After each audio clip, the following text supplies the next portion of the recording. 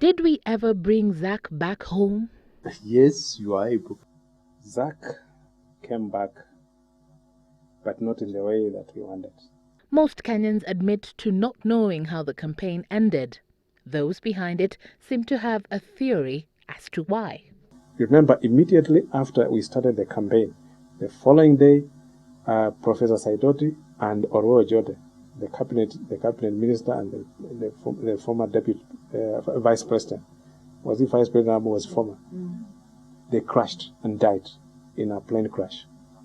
And that almost killed this campaign. For 2 weeks, nothing was happening.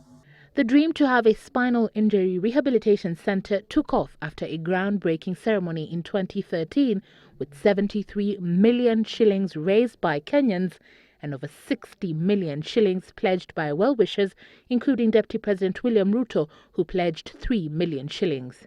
The center was supposed to be up and running by May 2014. Is it? We are through the main one, the main phase, which can actually help us to get somewhere along. And maybe we are talking of the next 2-3 months, we should be able to operate. Before the end of the year, we should be doing something. The Bring Zack Back Home campaign is one that resonated well with Kenyans. It talked to the Kenyan spirit and especially that of giving. Close to 2 years on, and we seek to follow Zack's journey long after he returned home and find out whether his dream to have a rehabilitation center closer home came to be. It stands alone in the vast plains of Nairobi's Kiserian, a house of bricks that represents a vision for thousands of paraplegics across the country unable to access proper treatment, but that is yet to be a year since its due date of completion.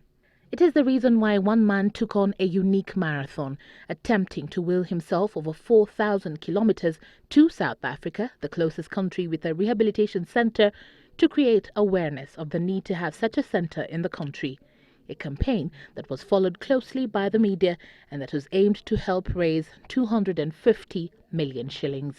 The plan to be followed, though, was different than the one championed in the campaign. Zack wasn't to reach South Africa after all and was to only keep at it until the end of the 60-day campaign. It was practically impossible, but it was just the angle they needed to get Kenyans concerned and consequently involved. According to the estimates of those who are planning, it was just supposed to take about 2 weeks and we would have gotten that money. 2 years on, and this is what the Kenya Paraplegic Organization has been able to achieve.